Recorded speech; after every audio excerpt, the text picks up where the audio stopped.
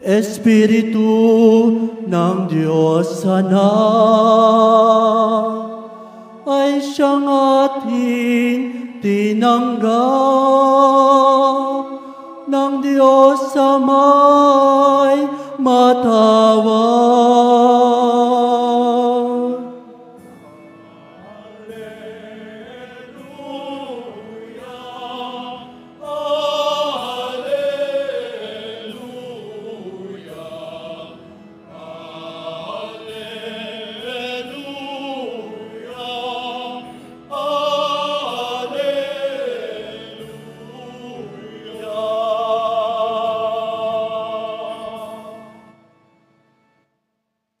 Sumainyo ang Panginoon. At sumaiyo rin. Ang pagpapahayag ng mabuting balita ng Panginoon ayon kay San Lucas. Papuri sa iyo, Panginoon. Minsan, nananalangin si Jesus. Pagkatapos niya, sinabi ng isa sa kanyang mga alagad, Panginoon, turuan po ninyo kaming manalangin. Katulad ng ginawa ni Juan sa kanyang mga alagad. Sinabi ni Jesus, kung kayo'y mananalangin, ganito ang sabihin ninyo. Ama, sambahin nawa ang ngalan mo. Magsimula na sana ang iyong paghahari. Bigyan mo kami ng aming makakain sa araw-araw. At patawarin mo kami sa aming mga kasalanan, sapagkat pinatatawad namin ang bawat nagkasala sa amin. At huwag mo kaming iharap sa mahigpit na pagsubok. Sinabi pa rin niya sa kanila, ipalagay natin ang isa sa inyo'y nagpunta sa isang kaibigan isang hating gabi at nagsabi, Kaibigan, bigyan mo muna ako ng 3 tinapay. Dumating kasi ang isa kong kaibigang naglalakbay at wala akong maihain sa kanya. At ganito naman ang sagot sa kanyang kaibigan, sa loob ng bahay, huwag mo na nga akong gambalain. Nakatrangka na ang pinto at nakahiga na kami ng aking mga anak. Hindi na ako makakabangon upang bigyan kita ng iyong kailangan. Sinasabi ko sa inyo, hindi man siya bumangon dahil sa kanilang pagkakaibigan, babangon siya upang ibigay ang hinihingi ng kaibigan dahil sa pagpupumilit nito.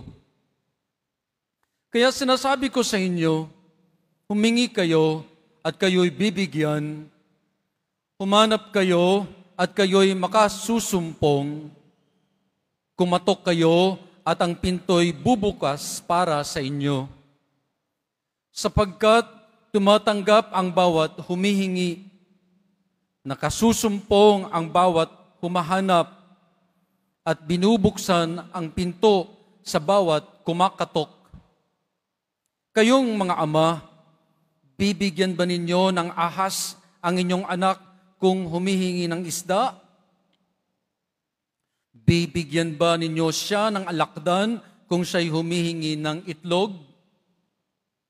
Kung kayong masasama ay marunong na magbigay ng mabubuting bagay sa inyong mga anak, gaano pa kaya ang inyong amang nasa langit? Ibibigay niya ang Espiritu Santo sa mahumihingi sa Kanya. Mabuting balita ng Panginoon. Pinupuri ka namin, Panginoong Hesukristo. Magsiupo muna ang lahat. Mga kapatid, ako po si Father Vlad ng Catholic Bishops' Conference of the Philippines. Bago ang lahat, nais nating i-acknowledge at nais kong hingin sa ating mga kapatid na sa deaf and mute community na tumayot po kayo. Pakitayo po. Pwede pong palakpakan natin ang ating mga kapatid sa mga deaf and mute community. Mga kapatid, hindi nila narinig yung palakpak natin, kaya dapat ang palakpak natin ay ganito. Gayahin niyo po ako. Lahat tayo. Very good po. Salamat. Pagninilayan po natin ngayon ang tungkol sa panalangin Ama namin na narinig natin sa Ebanghelyo. Nakita ng mga alagad kung paanong nanalangin si Jesus. Kaya hiningi nila kay Jesus na turuan niya silang manalangin. At itinuro ni Jesus ang Ama namin sa kanila. Mga kapatid, sa unang tingin, ang itinuro sa kanila ni Jesus ay isang pamamaraan o ang laman o contents ng isang dasal. Ano ang mga contents o nilalaman ng Ama namin? Na una, ito ay nakatuon sa Ama at pagbibigay ng papuri sa Kanya, kasabay ng pagdating ng Kanyang kaharian at ang ating pangako na susundin natin ang Kanyang kalooban. Yun po ang unang bahagi ng Our Father. Ang sumunod ay ang mga kahilingan o yung mga hinihingi sa Diyos Ama. Ang paghingi ng makakain, ang paghingi ng kapatawaran, na huwag tayong dalhin sa tukso, at ang paglayo sa atin sa kasamaan. Bilang panuntunan o standard ng lahat ng mga dasal, mga kapatid, tinuturuan tayo ni Jesus na magpuri muna sa Diyos bago ang paghingi ng kahit na anong ating mga kailangan. Pero higit sa pasunod-sunod na bahagi ng isang dasal, tinuruan tayo ni Jesus na ang pagdasal ay ang ating pakikipag-ugnayan sa Diyos Ama. Ang tawag po natin dito sa English ay filial relationship. Ulitin ko, filial relationship. Mga kapatid, napansin po ba ninyo na ang Ama namin ay gumagamit ng pronoun na our o namin? Hindi naman nagsabi ng my father or ama ko, kundi our Father, Ama namin. Sapagkat ang pakikipag-ugnayan natin sa Diyos ay pakikipag-ugnayan din natin sa ating kapwa-tao. Na kung tinatawag natin na Ama ang Diyos, lahat pala tayo ay magkakapatid. Kahit na mga katabi natin, na hindi natin alam ang mga pangalan, na ang lahat ng tao pala sa buong daigdig ay mga kapatid natin. Kahit na anong kulay o relihiyon. Kaya, alam niyo po ba na pag tumatawag tayo sa Diyos, Ama, ay kasama natin ang buong mundo na nagdadasal sa Kanya? At eto pa, wala po tayong karapatan na tawagin ang Diyos bilang Ama kung ayaw nating tanggapin ang iba bilang ating mga kapatid. Nakakahiya naman sa Diyos, di po ba? Nagdadasal tayo ng Ama namin, ng Our Father, pero ayaw mong tanggapin yung kapitbahay mo bilang iyong kapatid. At maganda rin po na malaman natin na ang paghingi ng ating makakain ay hindi para sa buong taon, kundi sa araw lang na ito. Give us today our daily bread. Hindi, give us the bread for the whole year. Upang bukas, hihingi na naman tayo sa ating Ama. At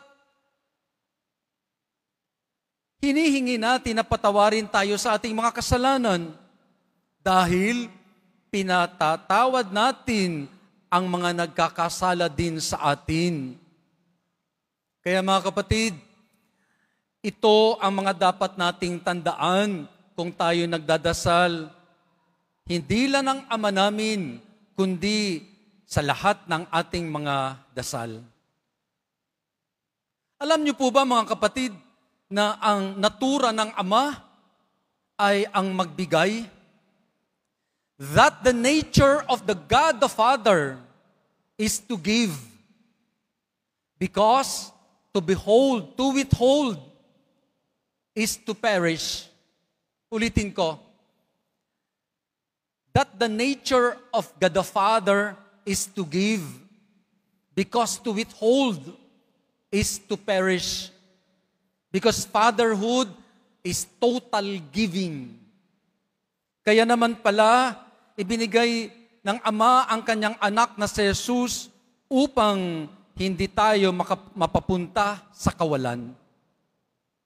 Ito ang paalala ng ating ebanghelyo sa atin ngayon na ang Diyos Ama ay walang humpay, walang tigil na pagbibigay ng magagandang bagay sa atin.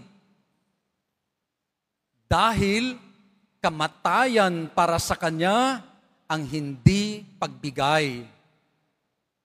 Kaya naman, sinabi sa atin San Pablo, ano bang meron tayo na hindi galing sa Diyos? Kaya naman mga kapatid, tandaan po natin ang mga pagninilay na ito tuwing tayo'y magdadasal ng Ama namin. At sana po naman, kung tayo nagdadasal ng Ama namin, yung wag lang basta-basta na lumalabas sa ating bibig, para bang walang saysay ang mga salita dahil sa bilis ng pagbigkas o nagiging mechanical na lang sa atin. Katulad ng, Our Father who art in heaven, holy be your name, your kingdom come, your will be done on earth as it is in heaven. Walang kahulugan. Ama namin, sumasalangit ka, sambahin ang ngalan mo, mapasamin ang Wala. Dahil mechanical na lang.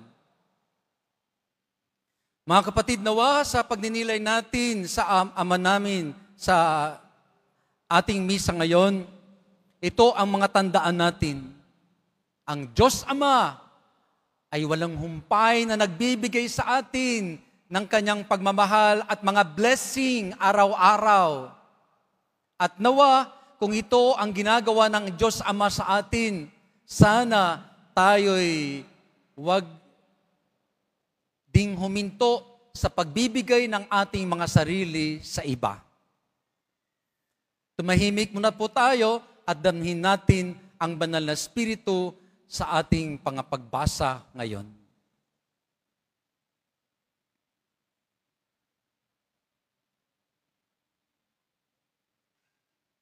Amen.